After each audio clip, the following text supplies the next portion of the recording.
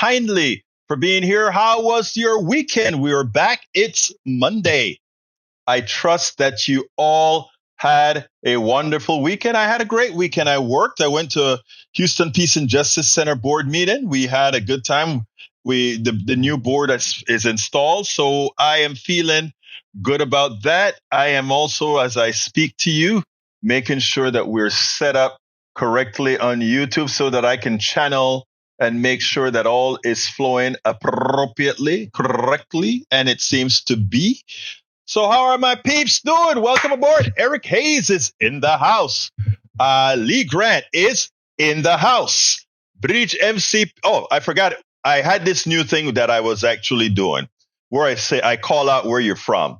Eric Hayes from Atascocita and Kingwood in the house. Lee Grant from Montgomery County in the house. Alistair Water from Conroe in the house. Bridge MCP from upstate New York in the house.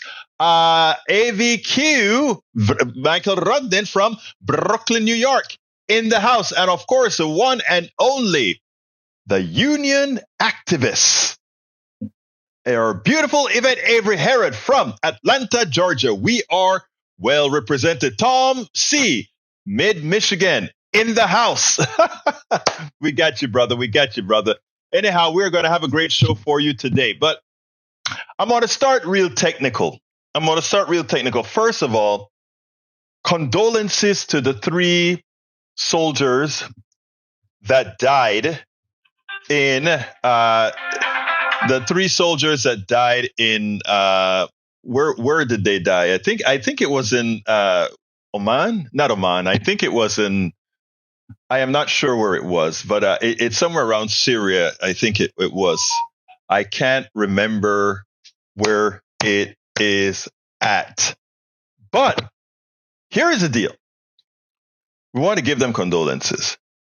But I was so upset after I heard what they think was a possibility why that base wasn't defended. Jordan, thank you very much, Tom C. Jordan. It was Jordan. Okay, let me check this. Let me point this out. You know what? Before I get with this, I think I have got to take a quick call. So what I'm going to do is play one of the videos that we have scheduled for today so I can take that call. It's about hypocrisy in the party. So let me go ahead and play that, and then I will be right back with you. In about 6 minutes, it's what it lasts. So we'll be right back with you as soon as I can get it loaded. I got it loaded. I got to take a very important call, and then I'll be right with you. Republican representative from Florida's District 27. Like all the other Republican clones in the House, voted against the CHIPS Act, voted against all the programs, all the bills that really are responsible for rebuilding the economy, putting this economy on a forward trajectory.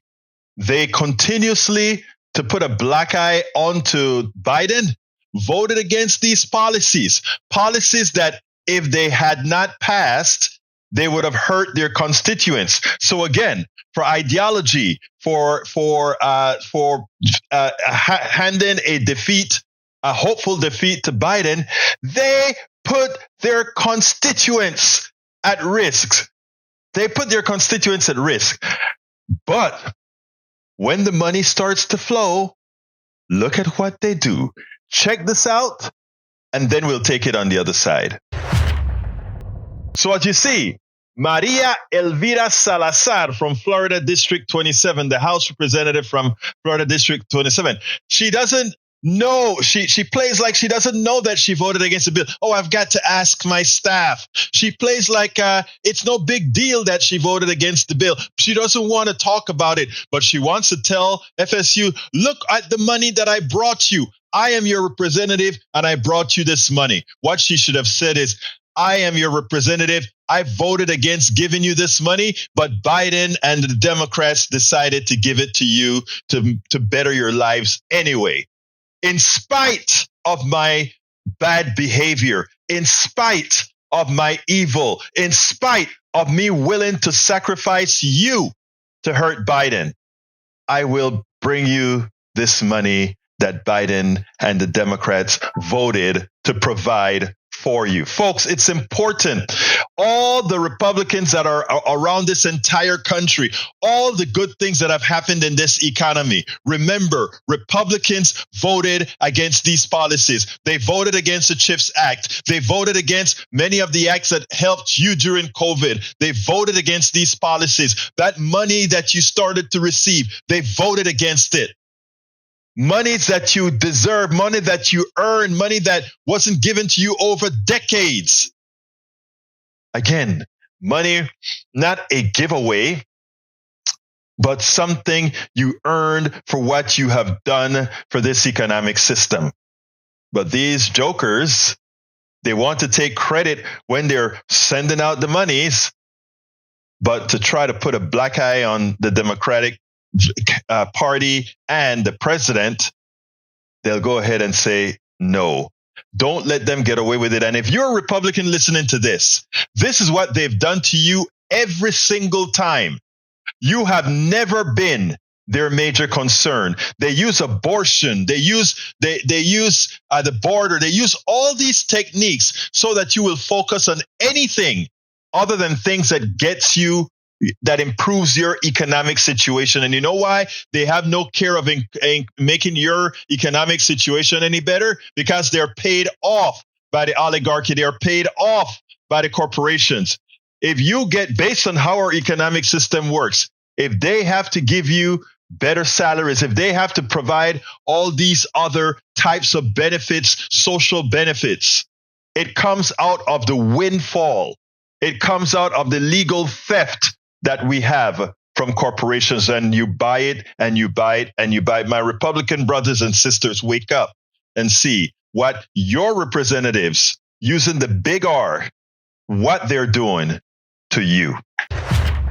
And exactly that is what we have to get into the heads of many. Look, I don't expect people like, let's say, Eric Hayes to understand what's being done to him, because again, he's so, brother, love you, but you're so tunnel vision with certain prejudices that you cannot see what's best for you. That's fine.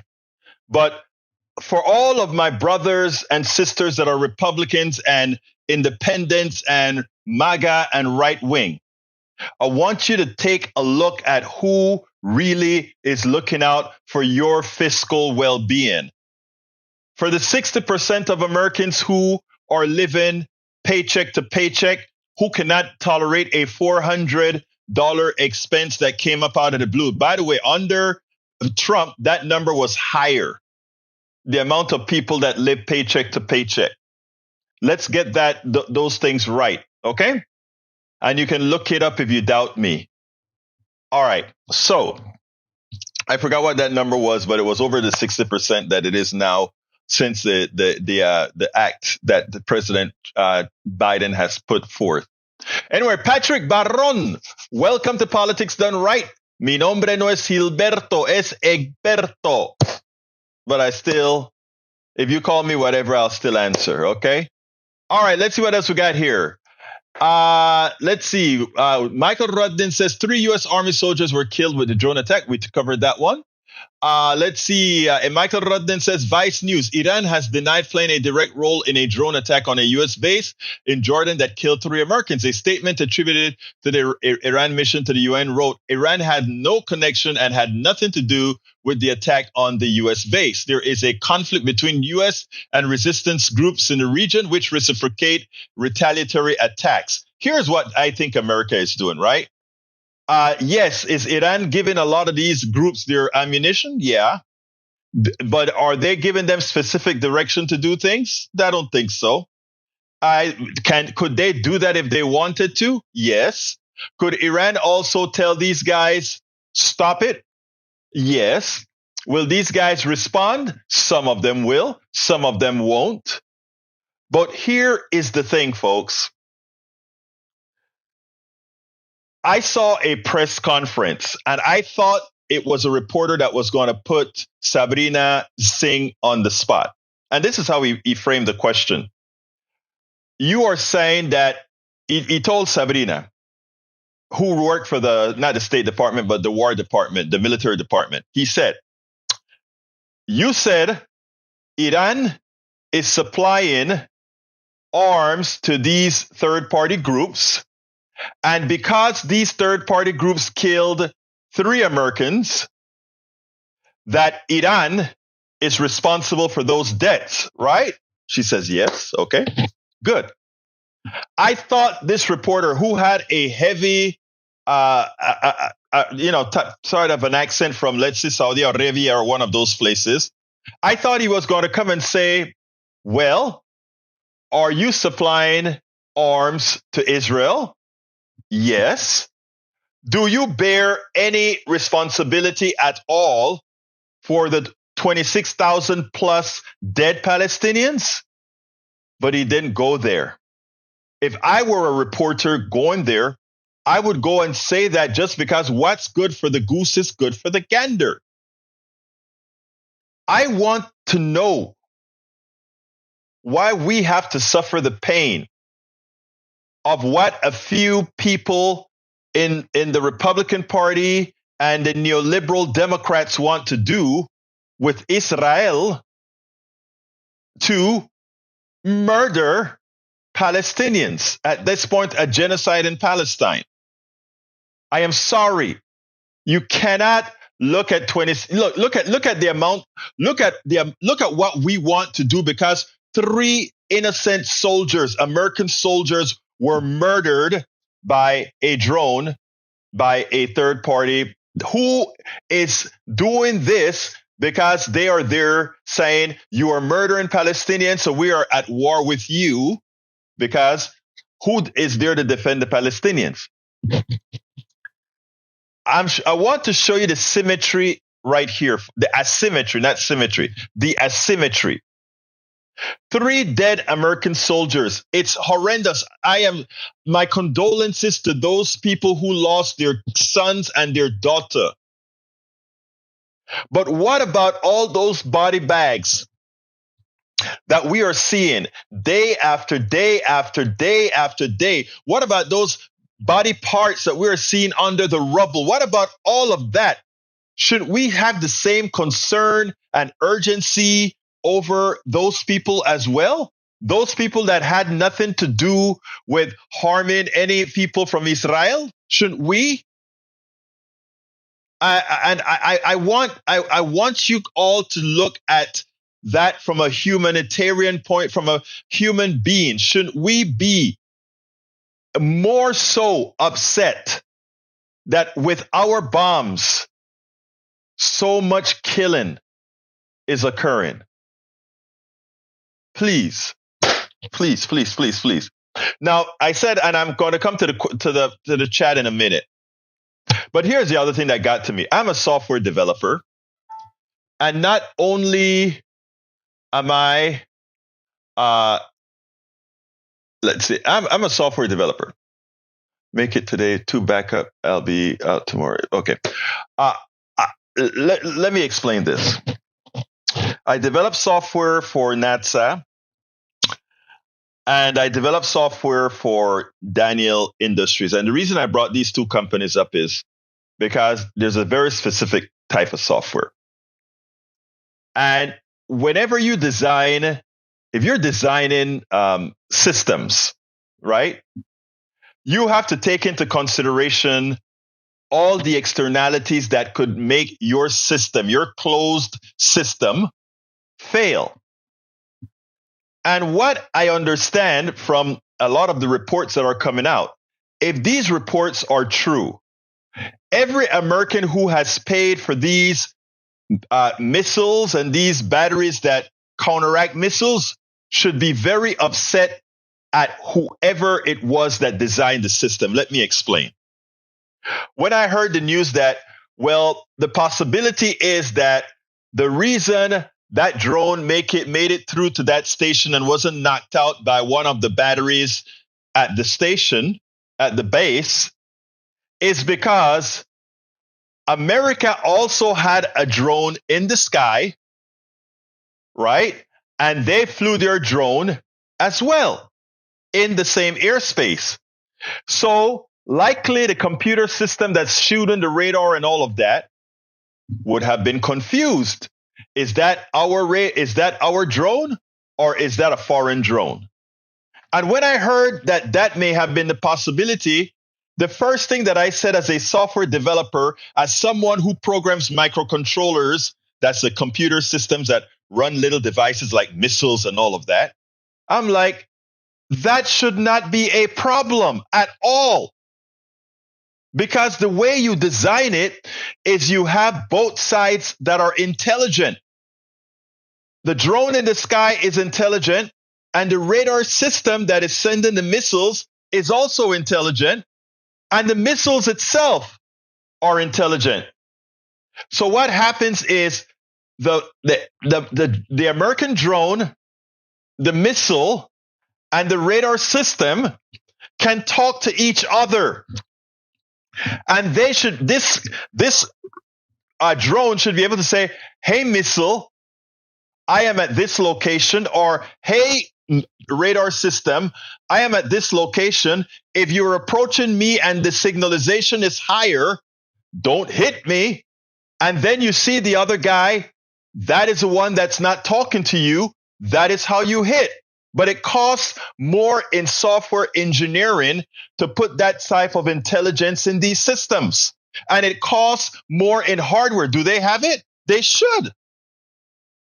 For the amount they charge for one missile, the dumb ones, and imaginably what they're charging for the smarter one, it's malpractice. And I'm assuming, first of all, let me just say this. I'm assuming, but I think the mere fact that they say it was a possibility tells me that that is what's going on right now. It is sad that our technology, which is supposed to be top notch, can give an excuse that, well, we took that drone for our drone for the drone from somewhere else. Even if they looked identical, or even if they were identical, the software should have been intelligent enough to say, "Hey, missile, not me." And I'm saying this from experience in writing smart software. That when I say smart software, I mean software that actually controls microcontrollers that make decisions based on inputs that are coming in. But as they say, BS in, BS out. All right. I just wanted to get that out because that really got to me, that we lost soldiers because we didn't know which was the appropriate drone in the sky. It behooves me. All right. Sorry for digressing on that, but when we are given contracts to write software, a lot of times we give it to a buddy we know and all of that, and it comes out with terrible software. I don't know if you remember when Obamacare came out, the computer system, how bad it was. That is what happens when you give software to people that are incompetent.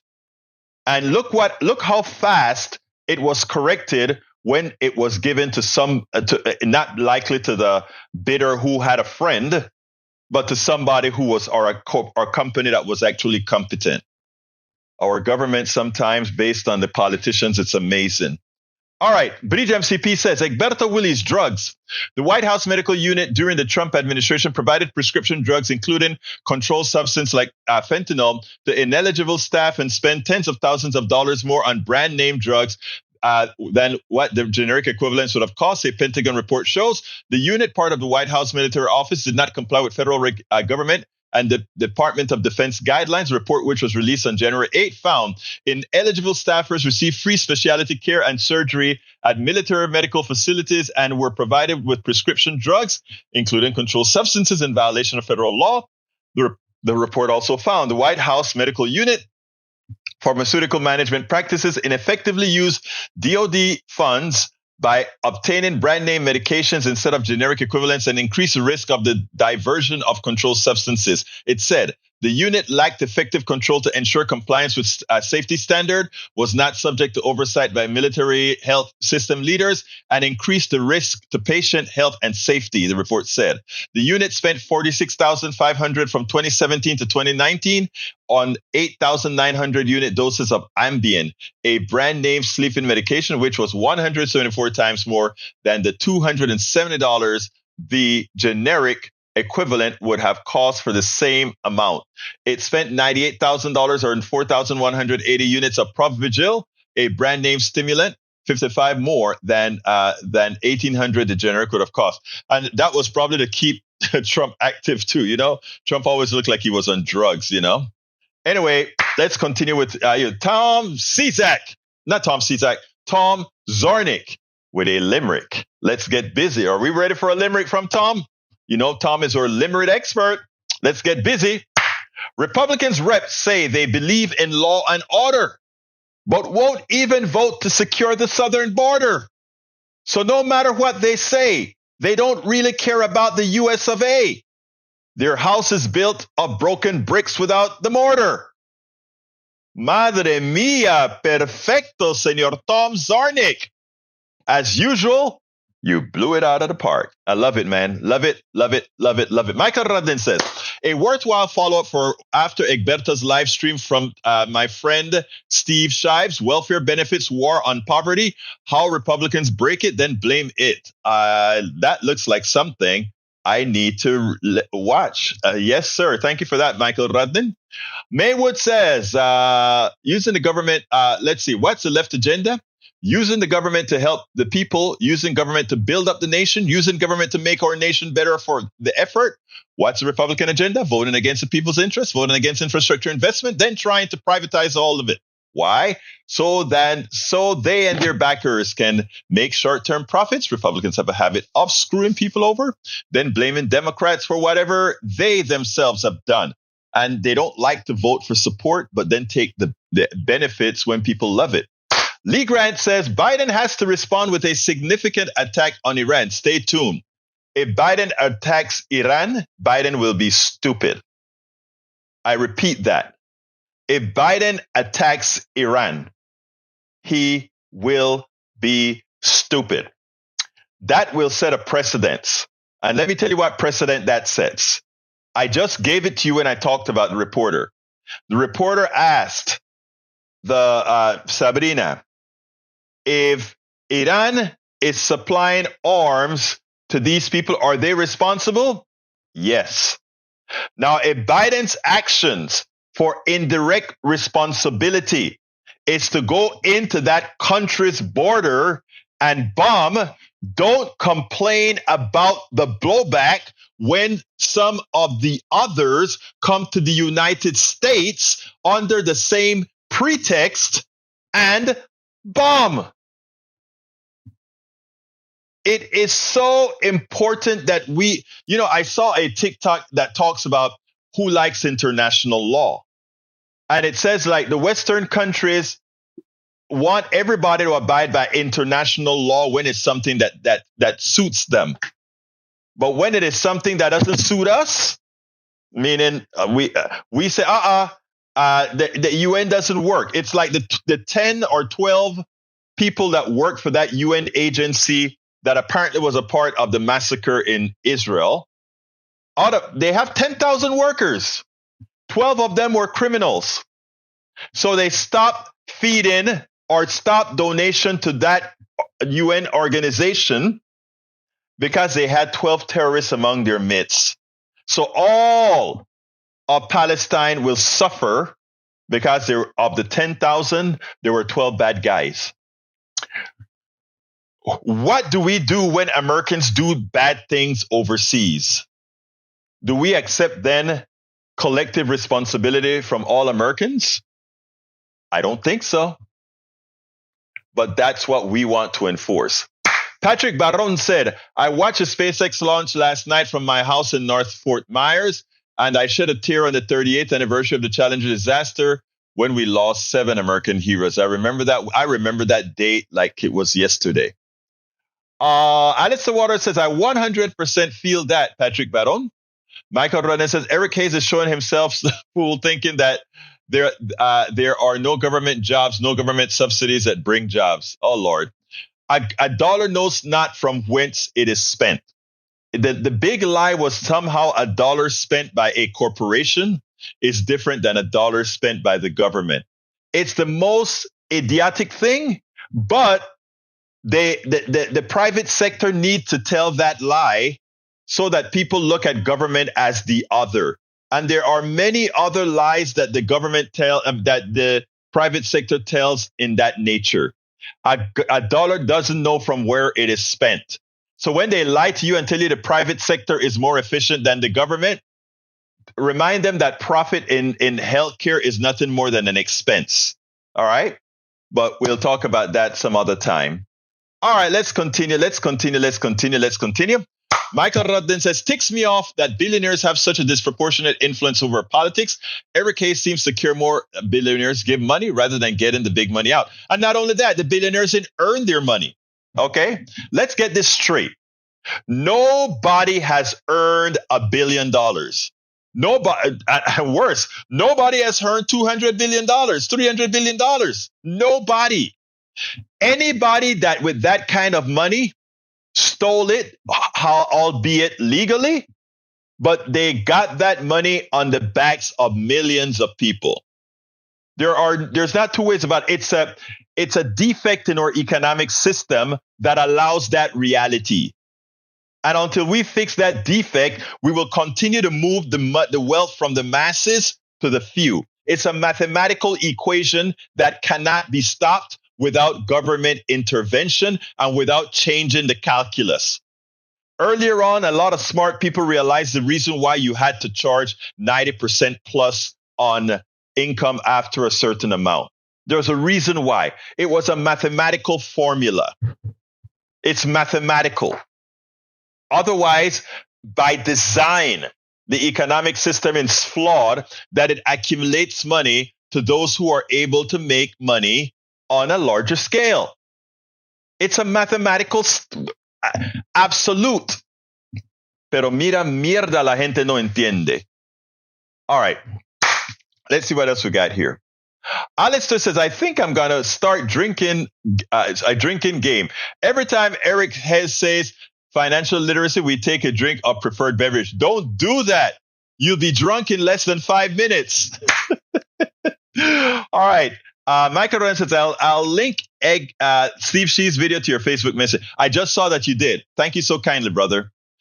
Bruce Pollard said, got here finally. Busy Monday. It's good that it's busy, Bruce. Let's see. We need to get some coffee, Bruce. I haven't seen my big brother in a while since your surgery. We got to go shoot the bull for a little bit. Man, I got like three coffee dates I've been saying, hey, we got to go get some coffee. My buddy just turned 64. And I'm like, hey, we got to take him for some coffee. We haven't done it yet. I got to take some me time and go and have some coffee with some of my peeps, man. All right, let's see. But don't forget, when Alistair came out here to Atascocita, she drove so far from Conroe, I had to go see her. So maybe I'll have to go drive the 2 miles to see Bruce. All right, let's go. What else we got here? Eric says, Egberto, there will be another incident in America. Too many numbers to count. I can't disagree with you there at all. Alistair Waters said, I'm no lightweight, but already feeling tipsy. Okay, what else have we got here? I'm scrolling down. See if anybody. Breed says, Egberto Willis, I tagged you in a post on my wall. Have a look. Racism, and it is funny. I will look, my dear beautiful lady. Bruce Pollard says, I will show you my scare. Please do. All right, we got another video. This one here is Biden. And I really love how Biden spoke on this one. Let's check it out, and then we'll take it on the other side. It seems like President Joe Biden is all in now. I want you to listen to how he addressed Donald Trump. He brought fire to fire. He brought a gun to a gunfight. Check check this out, then we'll take it on the other side. Have you noticed? He's a little confused these days.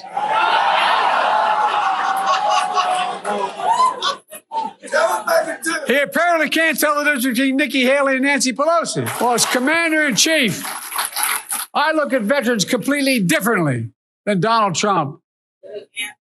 Think about this, especially here in South Carolina, a proud military state. Donald Trump, when he was commander-in-chief, refused to visit a cemetery, U.S. cemetery outside of Paris for fallen American soldiers. And he referred to those heroes, and I quote, as suckers and losers. He actually said that. He said that. How dare he say that? How dare he talk about my son and all of us just like that? Look, I call them patriots and heroes. The only loser I see is Donald Trump. Now, that is how you deal with Donald Trump. You see, when he talks and talks and talks, he expects people to not come back and listen. But when he's challenged, he hyperventilates. When he's challenged, he can't handle it. He makes mistakes. When he's challenged, that's what Nikki Haley is starting to realize that. But why didn't she realize that before? If she really wanted to be a contested candidate in the election, in the primaries, now that she's hitting Trump, Trump doesn't know what to do with himself. He's not used to people coming back on him. And that's how bullies are. That's how autocrats are. They like to command because they're paper tigers. And as long as people have the semblance that they are strong men, people back off and give them that semblance of strength. And the first time that they're challenged, they don't know what to do. And that is how you keep Donald Trump off balance, both from on his primary side. I tell you, I'm no fan of Nikki Haley, but she's doing the right thing. And as far as Biden is concerned, you have to dig in, but you have to dig in even harder. You have to make him realize that, first of all, his economy was Obama's economy. And the economy that Biden replaced was Trump's economy. Let's make sure to have that narrative done appropriately. Absolutely. So, and what I did, I went ahead. The blog that I wrote for this particular thing, there is a paragraph. I'm sorry I didn't have it read. There's a paragraph that I wrote in there that I want people to read in detail. For every one of these videos, I usually have a corresponding blog, right? But the one that I want to read is this. Furthermore, this is a part of the. I think I can actually put it like this, so it's not blinking. I said. Furthermore, Biden's comments about the economy are a strategic move to redefine the narrative around economic success and failure. After all, we must tell the verifiable truth.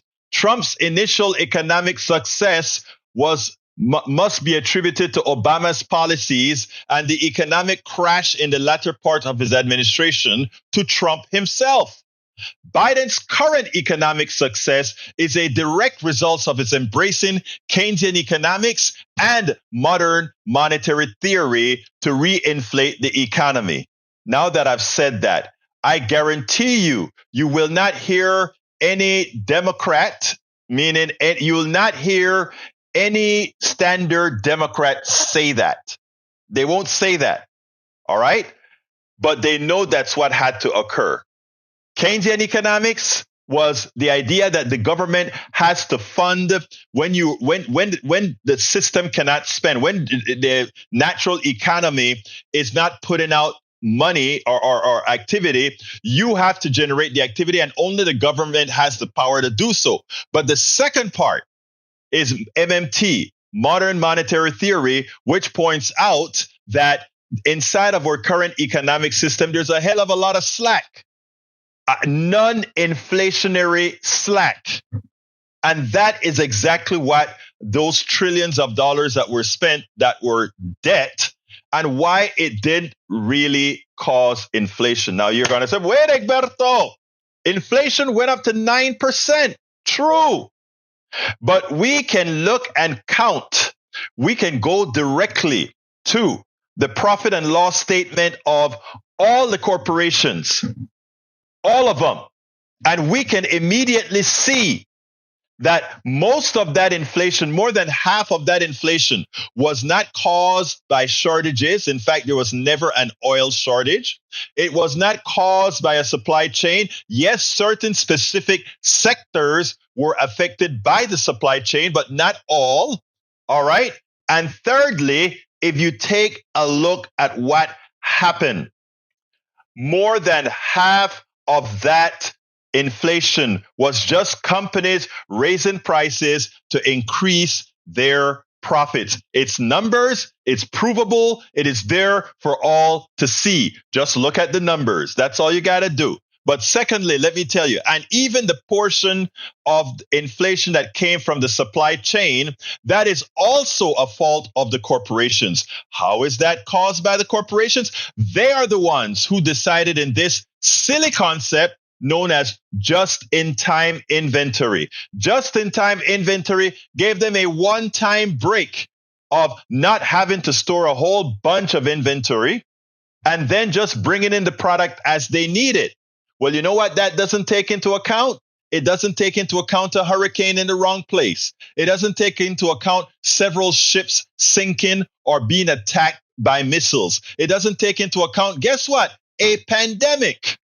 And that's why a corporation who is responsible, that's why a corporation who is following who is economically stable would actually say, you know what? JITI is crap. Yes, exactly, Bridge. It's called JITI, just in time inventory. JITI. JITI is crap. In a major corporations, JITI is dangerous. And what happened is we proved its danger, right? People say, oh, we are creating efficiency. You don't want that type of efficiency. That type of efficiency can be existential to the lives of many. So let's put that into perspective. So all the blame of inflation should have been attached directly to JITI. I know you talk about work around massive taxes. First of all, it's not massive taxes. And secondly, it only works one time and thereafter it doesn't. And that's what that's how short-sighted American business is. JITI works one time, right? You don't have the constant cost anymore. It's gone. All right. You don't have it anymore. It's superbly stupid. And you'll have all these economists talking about JITI until you have a pandemic or until you have a hurricane. And guess what? In a world where they don't want, and listen to this well, in a world where they don't want to acknowledge climate change, which means we're going to get worse storms, in a world where we don't want to accept pollution, which means we're going to have areas where people are going to get sicker, somehow we want to have our cake and eat it too. We don't want to fight climate change, but we want to institute JITI, which climate change make your supply chain more vulnerable, but we hold on to it. I'm telling you, billionaires didn't earn their billions at all. Billionaires did not earn their billions because they're not all that smart. They're smart in saying, I want to maximize how much money I make. And no matter what the consequences are, as long as I'm making money, many times on your backs. JITI, let me tell you, when JITI is done correctly, Breach, it's no longer JITI, right? Because when it's done correctly, it's no longer JITI. JITI means I get the product here when I want to put it into the product that I'm making, right? In other words, I get the product here, bam, that's when I need it. As soon as you break that, as soon as you say, well, I make sure I have 3 months supply or 6 months supply, it's no longer JITI. So JITI simply doesn't work. It just in time inventory is a recipe for disaster, as we have seen during this last time. Okay. Let's see what else we got here. What else we got here that I'm missing? All right, I got one more. Let's see. Bridge says she agrees. Absolutely, my dear, beautiful Bridge. Mike Cisak says, it's obvious no one here on the left understands taxes and how they're applied. Brother, I had to do with my company taxes, sir. Not only did I have to use the inventory schemes, Section 179 included, which made it quite easy for me to depreciate assets in an interesting, nice way, right? So no, I get it. And I get why these guys want to do things. They're only interested in the money, not in what happens to people when you don't have steady state. When you write programs, I want to tell people about I write software. Mechanical engineer whose business was software engineering, and I wrote a whole lot of software. And writing software is very simple. Doing step 1, step 2, step 3, step 4 in what they call a von Neumann type system. That just means one instruction occurs under the other when you're programming a computer. Then you get parallel systems where you are multitasking, multiprocessing systems where you have several things occurring simultaneously, right? You have that kind of a thing. Though the difficulty in programming is not writing the program to do what it is supposed to do. That is very easy, and anybody can do that. The difficult part about programming are the exceptions. That is what causes every problem. You have a spaceship going through space, and it's following all the rules. And then there's a rock that comes in front of the space, and the sensor picks it up. That's an exception. What do you do to mitigate that? And then how do you correct? You have an airplane that is flying nice and straight, and then there's turbulence. If you take a look at when there's turbulence and you look outside on the wings, you see the flaps. Oh, let me get the books off. Oh, but before I'll advertise the book, you see the flaps doing all these kinds of things, right? That is what's known as using a whole lot of feedback control. Those are the exceptions that are constantly occurring as the plane is flying in a turbulent flow. Okay? And that is the most difficult part of programming. Not any, and Michael says, Egberto, you overestimate people's ability to do computer programming. I don't know, Michael. I think most of us, if not all of us, can really learn how to program. If you can do a program in BASIC or PLM or Fortran or Pascal or any one of these languages, I think, or rather, if you can speak English and if you can go 1, 2, 3, 4, you can program. The part that's difficult is writing multiprocessor, multitasking, and exceptions in programming. An interrupt comes in. What do you do? That's a difficult part of programming.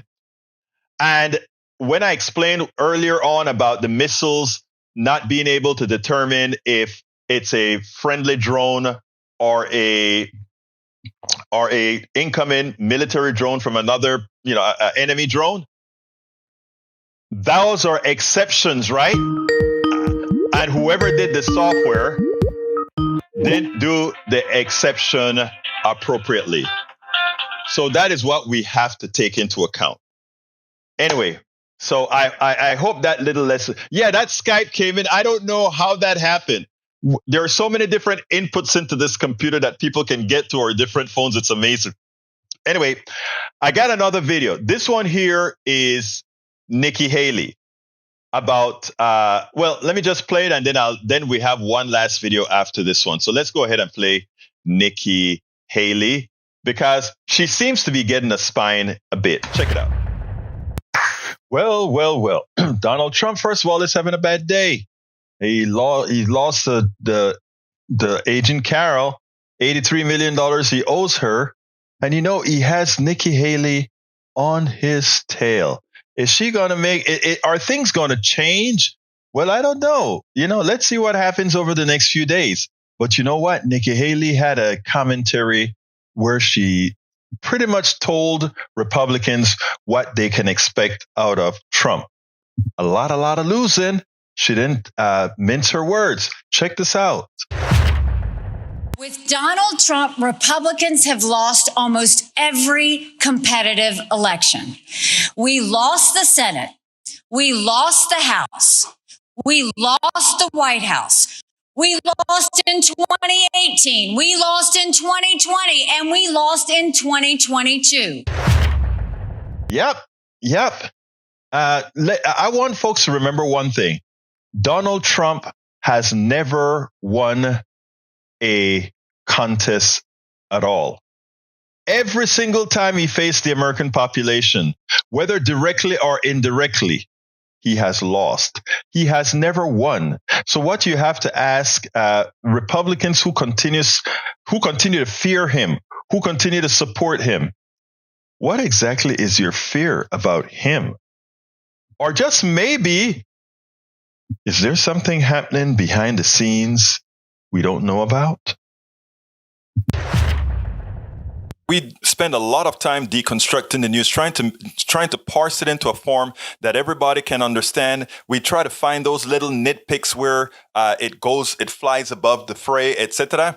If you really like these videos that we do, I want to ask a big favor. Please go ahead. Number 1, subscribe to our channel. And number 2, please join if you can. Thank you so kindly for watching. Keep watching. Please remember to share. We must populate the entire internet with our progressive message, a message that we know is what most Americans say that they want. So help us, please join. Absolutely join. Anyway, so yeah, Nikki Haley nailed it. Let's see, Egberto, has Trump already paid the amount to Carol or have the appeals delayed yet? No, he hasn't paid it yet. I don't know when he's going to. I don't think anybody's going to sell him a bond. So if he's going to have to liquidate and get that $83 million in escrow. I've always thought that Trump won't learn his lesson until he's forced to pay up or until he actually gets into prison over the 91 charges. I agree. Egberto, what is this video? Trump privilege on UTalk. The Trump privilege on UTalk. I tell you what, I'll play it right now. I was on a talk show, and this is what I did at the talk show. Let me go ahead and put it on. Finally, Biden is state. Let's see. Politics and right. I think this is it. I think this is a video. Let me go ahead and play it. Egberto. And unless two people have that same first name, I've got the original one and only Egberto Willies. Good morning, buddy. What's on? I was thinking about you this morning and thinking I should call you and ask you to come get involved in this thing. And lo and behold, what's up? Well, I like to listen to you, man. I just listen. That's all I need to do, listen. But I just when folks kept on talking about Trump, something came across that I heard. I don't remember what channel, what news yesterday, and it had to do with the normalization of Donald Trump. And, I even in the conversations that I'm hearing here, when I hear things like Donald Trump, if he'll just change his demeanor, etc., he could be president again. And the thing about it, sadly, that is true. If he changes his demeanor, if he tries to be who he isn't, he could be president again. And that is so sad because as such a flawed character, we talk about privilege so often, and he is the height of privilege, not only male privilege, not only white privilege, but class privilege of where and who he is. Had Obama had different baby mamas, had Obama lied as he did, had Obama just did any one of these things, he would not have stood a chance of even getting to nobody would have given him the chance for the playing field. And I think so often we in the media as well normalize this guy that gives him the plausibility to be president. This guy was never qualified to be president. This guy was never qualified for anything that he has attained. But we, in speaking about him and in the way we speak about him, we give him that plausibility. And it's a disservice not of the American population, but what we have done as a media class, as a class, etc., to make this guy who is a destructor of the country. You asked Mr. Garcia if we could change if there's a possibility that we could make the change in this nation to become a Venezuela, the answer is a categorical yes. We were never a democracy, but we were a plausible place, a republic that seemed to be okay. We were a republic that was the structure that holds a democracy, or at least one that's struggling to be that way. You're completely right, my friend. Right. Egberto, I'm going to have to jump to some other people, but one quick question. I hear you do a radio show. Is that true? Yes, sir. Where do you do that radio show? At 6:00, I do Politics Done right before Democracy Now. Yeah, my friend, on KPFT 90.1. And it's a great show, by the way. And if you don't get up early, well, then go download the archive of his show. It's a great, it's unusual. You got a great mind, my friend. I love listening to you. Thank you for giving me a little chance. No, thank you, my friend. Thanks for bringing your mind to the game this morning. Anyway, Billy Jado, I didn't realize that I played that one before, and I had it in my list, my playlist, and I'm like, I don't think I played that one. And I didn't go search. So if I played that one already, forgive me, guys. But anyhow, folks, look, we're coming close to the end of the show. Anybody wants to call in to say a quick word? 281-823-7747. Again, that number is 281-823-7747. If somebody just want to call in and say, hi, Egberto, I just want to use the phones and say hi. You know, I'm always here to serve. That is when I gave up on my software company, like I tell people, I'm about 90% poorer now. Right? And I'm not kidding you, 90% poorer, but I'm 1,000% happier because I feel like I'm doing something to change this country and my little part, but to give my daughter a better life, to give my daughter a better life. All right, come on in, my dear Ray. How are you doing, my brother? Talk to me. Ray? Yes, sir. Okay. I was just giving you a buzz to let you know your phone is working. But I've been doing some housekeeping while I was listening to you, so I didn't really have a chance to call in. But good show though, and I definitely appreciate you sharing what that dude said. And I want you to keep on shouting it from a mountain. If Obama did half of the stuff. Right. If he did a penny's worth of the stuff that Trump did, he would be canceled. But you know what? What I get, Ray, this part that really gets me. All these baby mamas, Donald Trump is the exact caricature of what many on the right would make the black man to be. An irresponsible, womanizing, multiple children with a bunch of women, having women have abortions all left and right, grab women. But all these things that they like to caricature black men with is what Donald Trump has done. And notice I said caricature because I don't know about you, Ray, but I don't know any black men that do those things that I just described Donald Trump does and the caricature of black men. I don't know those people, right? And I know that's not you. I know you. Either. It's not you. I don't know these people. But the caricature that they make, remember what we talk about projection. Projection is projecting your own character onto somebody else and try to accuse them of it when it is you who have that bad character. And that is what it's all about. Oh. Hey, I got to go. It's at 4:00 and I need to put my ask on the screen. So Ray, thank you as usual for listening and calling in, my brother. Yeah. And just one last word. Let's shred the paper tiger. That's all.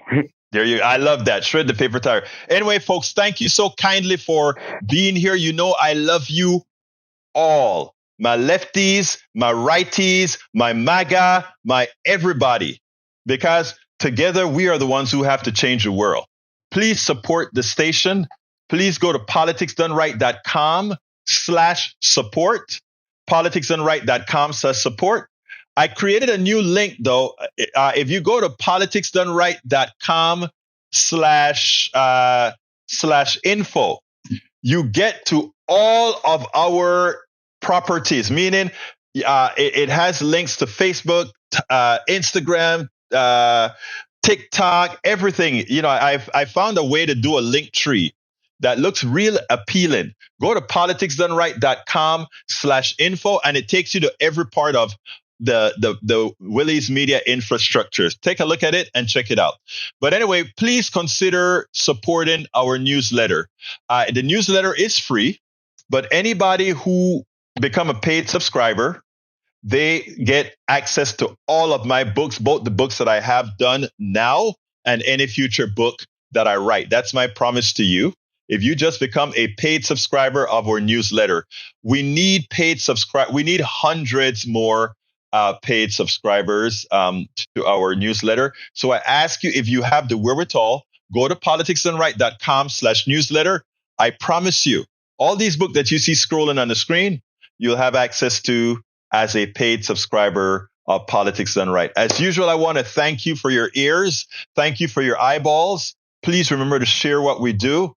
Love you all. We're going to change this country and make it better for all of us. My name is Egberto Willis. This is Politics Done Right. And you guys know how I end this, baby. I am what?